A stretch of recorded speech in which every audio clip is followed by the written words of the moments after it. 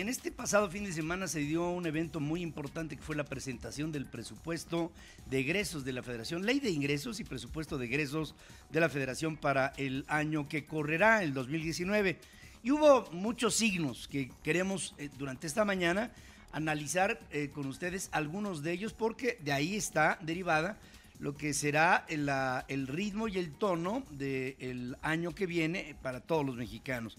La Secretaría de Hacienda entregó el paquete económico 2019 a la Cámara de Diputados. Nos la estamos jugando de manera muy conservadora, dice el secretario de Hacienda, Carlos Ursúa. Refleja el compromiso con la disciplina financiera y fiscal, además de que fortalecerá, dijo, a las finanzas públicas. Precisó que se prevé un gasto total de 5.7 billones, pero billones de los mexicanos, o sea, de los que se llevan en la cuenta, digamos, latina, porque hay billions americanos que son miles de millones y los billones mexicanos son millones de millones, o sea, 5 millones de millones, 700,000 millones de pesos en un crecimiento real que podría estar, dice Ursúa, en el 2% del Producto Interno Bruto.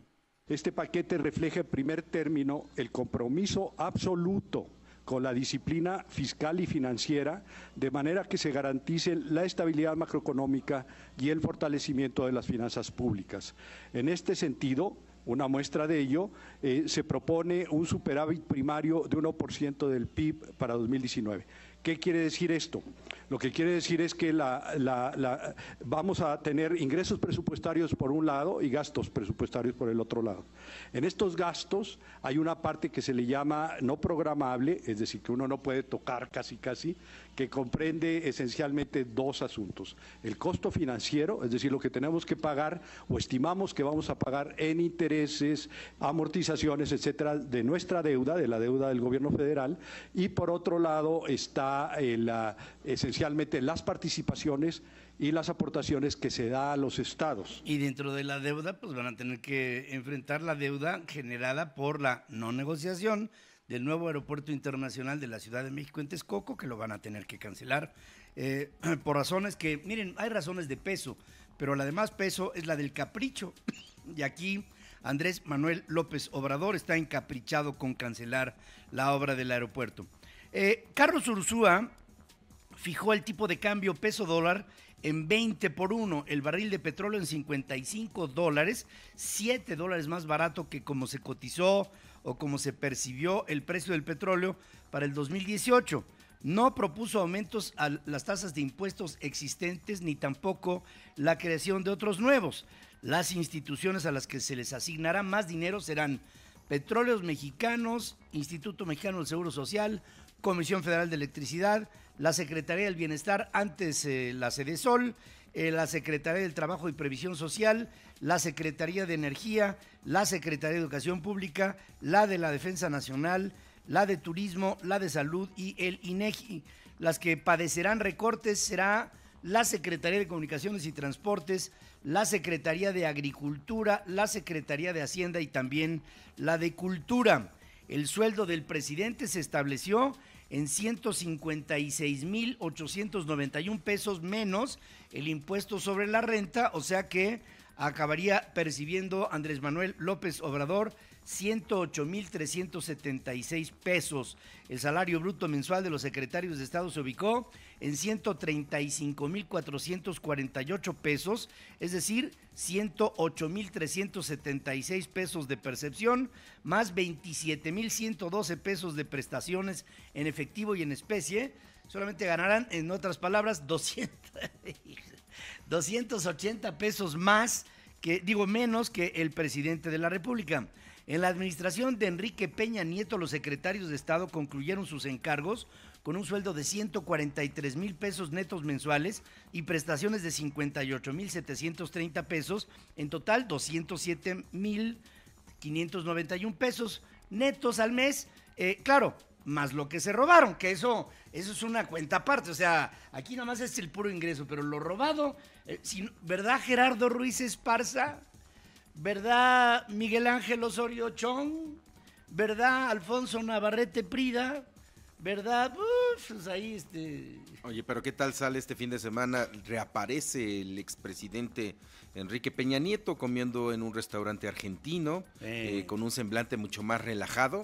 Bueno, el que siempre tuvo, y muy contento ahí los integrantes de este restaurante sacaron en redes sociales la fotografía sin su esposa, no sé si haya acompañado o no, pero en la fotografía viene sin su esposa, ¿no? Ella no tiene, andaba revisando algún guión, sí, yo creo, sí. Oye, Pedro, y creo que es importante resaltar ahorita en estos momentos que estamos hablando de los salarios. Me pareció, y desde el momento esta debate sobre los salarios del presidente y de lo que pasaba en el país, una verdadera cortina de humo, de estas cortinas muy, muy pesadas que no dejan ver ni siquiera un rayito de sol cuando amanece, ¿no? Estamos hablando de que se abrió nuevamente Andrés Manuel López Obrador nuevos frentes de conflicto en el país.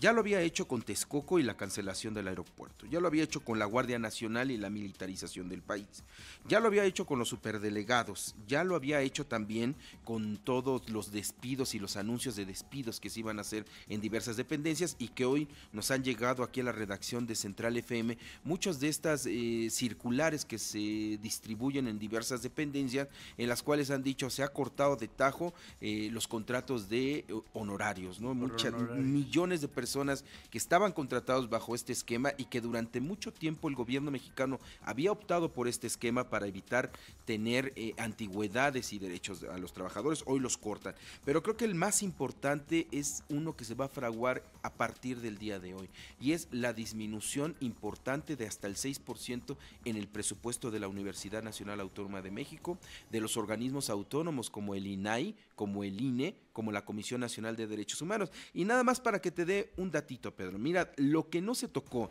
ni con el pétalo de una declaración fue el presupuesto para los partidos políticos. Esos sí van a seguir viviendo la cuarta transformación, les llegó de manera dorada.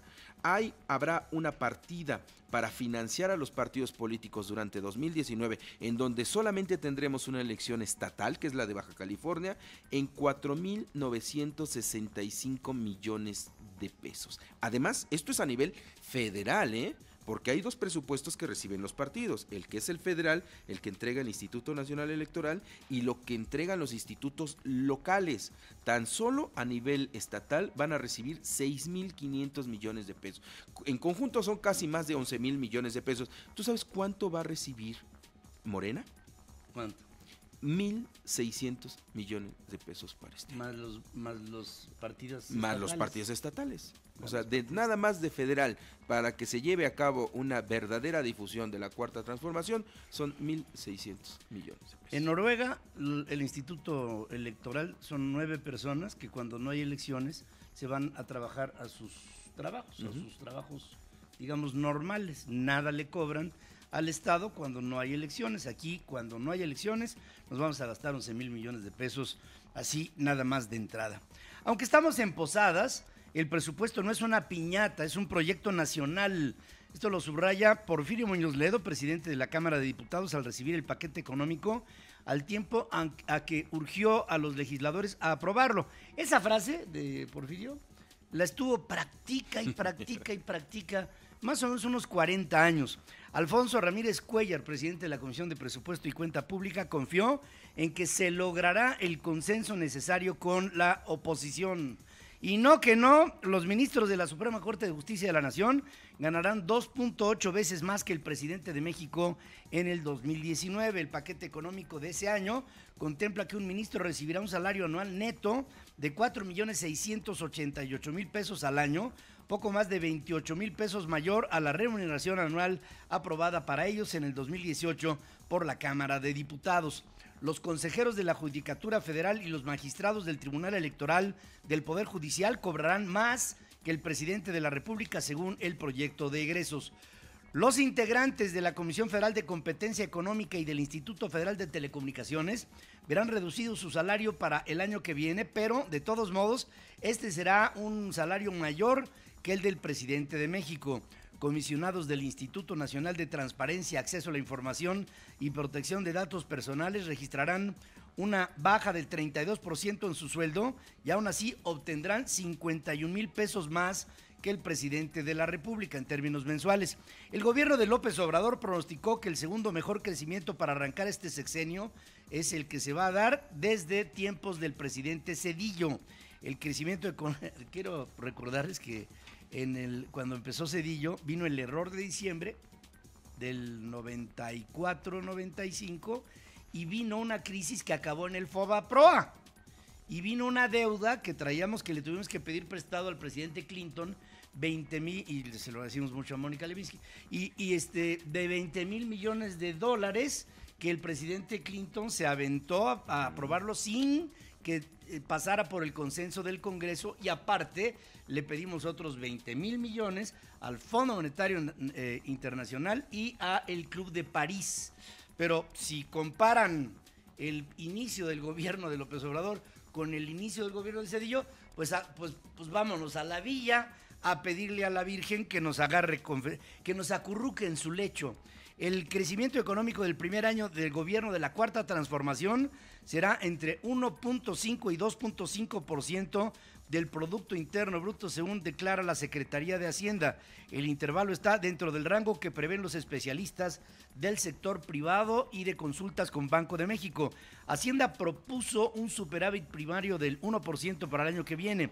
Vaticinó una inflación del 3.4%. Explicó que los escenarios conservadores obedecen a un menor ritmo de crecimiento del PIB en los Estados Unidos, que podría ser del 2.6% en el 19, en contra del 2.9% con el que estará cerrando este año el crecimiento norteamericano. Hay variables, todavía hay muchas variables, pero si me pregunta usted dónde creceremos los mexicanos, yo pienso que podríamos crecer sobre el 1% para el año que entra, y si baja el precio del petróleo, podríamos estar creciendo o incluso llegando al final del 2019 con una recesión. Es lo que pienso, y esto pues va básicamente en función de un presupuesto asistencialista que no representa, creo, ningún tipo de crecimiento en el beneficio económico de los mexicanos. El presidente nacional del PAN, Marco Cortés, calificó la meta de crecimiento económico para el año que entra del gobierno federal como mediocre e insuficiente. Con más deuda y precios altos a la gasolina, las familias mexicanas serán las más afectadas, según dice el propio Marco Cortés. El presidente López Obrador presentó el Plan Nacional de Hidrocarburos, con el que busca reactivar a la industria petrolera y rescatar a petróleos mexicanos. El objetivo central del proyecto es pasar de 1.750.000 barriles diarios de petróleo a producir 2.400.000 para cuando termine este sexenio que corre. Vamos a reactivar la industria petrolera. Estamos haciendo un esfuerzo de verdad muy importante al aplicar un plan de austeridad republicano y con ahorros, sin contratación de deuda, sin aumentar impuestos en términos reales, sin aumentar los precios de los combustibles a los consumidores. Vamos a poder financiar este plan de rescate a la industria petrolera. Es muy importante el aplauso ese, porque había dicho López Obrador en campaña que cuando llegara a la presidencia bajaría los precios de la gasolina, y le aplaudieron. Y ahora dice que no los va a aumentar y le aplauden.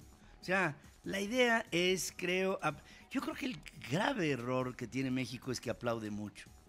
Aplaude demasiado. Los ingresos de Pemex por sus ventas de crudo al mercado de los Estados Unidos crecieron 61.1% en los primeros 10 meses del 2018, comparado con el mismo periodo del año pasado, según informa el Departamento de Comercio norteamericano. México obtuvo 12.309 millones de dólares en ingresos por sus ventas de crudo entre enero y octubre, comparado con 7.640 millones de dólares durante un lapso igual, del 2017.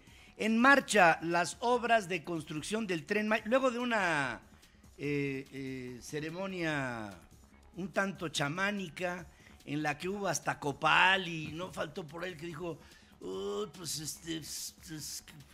para mí que ya acabaron el tren, en una de esas ya se aceleraron. Empezó el viaje antes del tren. Antes del tren ya estaban todos en el viaje. Además la solemnidad, ¿no? De la ceremonia estuvo maravillosa. Andrés Manuel López Obrador encabezó la ceremonia ritual de los pueblos originarios a la Madre Tierra. El propósito fue la aprobación de la construcción del Tren Maya en Palenque, en Chiapas. El mandatario convocó a empresarios a participar en el proyecto y anunció que habrá 3 tipos de concesiones: de carga, turístico y el tren que se va a desplazar con más velocidad, así como el de pasajeros.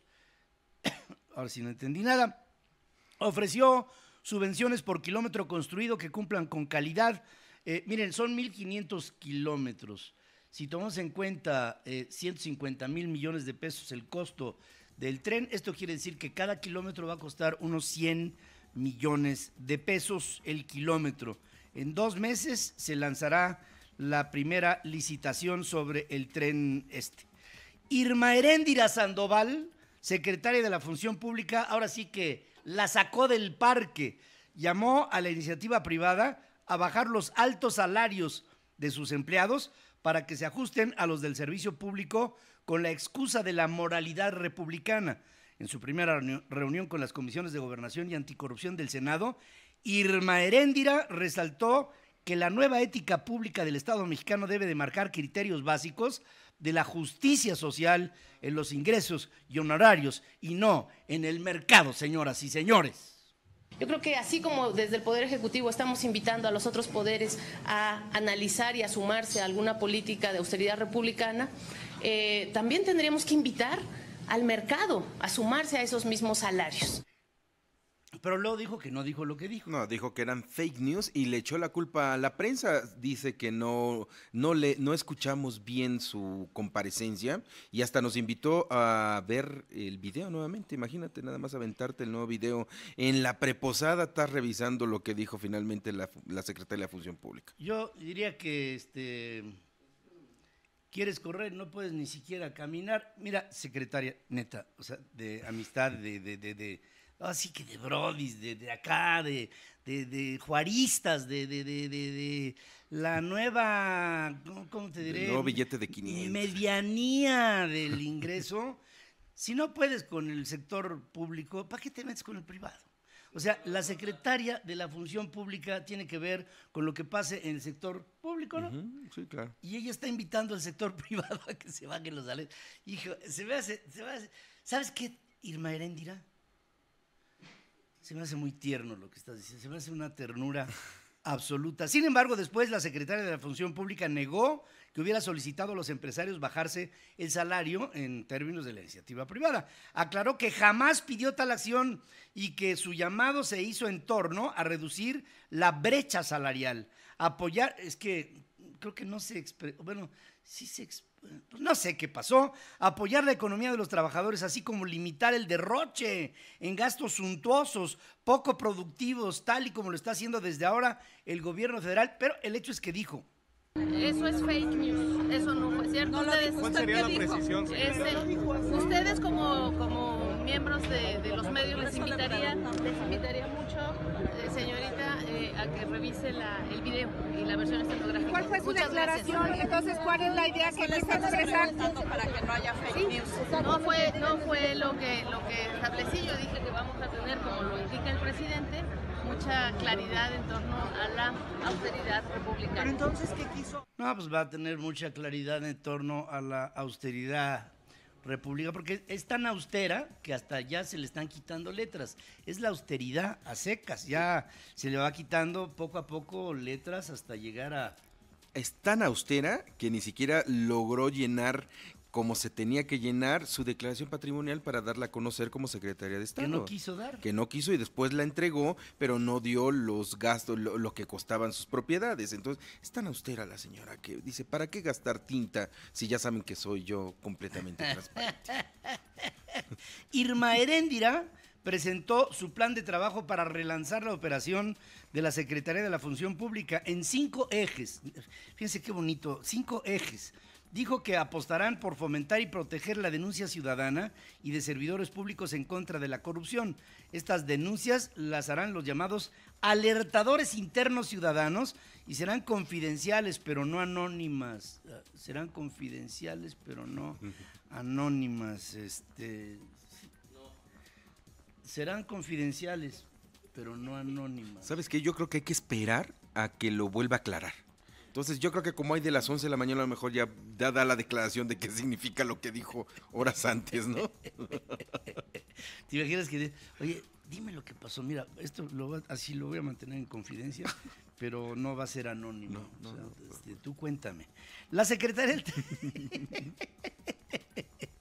del Trabajo y Previsión Social removió a Basilio González Núñez luego de estar ahí 27 años al frente de la Comisión Nacional de Salarios Mínimos. Será sustituido por Andrés Peñalosa Méndez, quien rindió protesta el viernes como presidente de este organismo.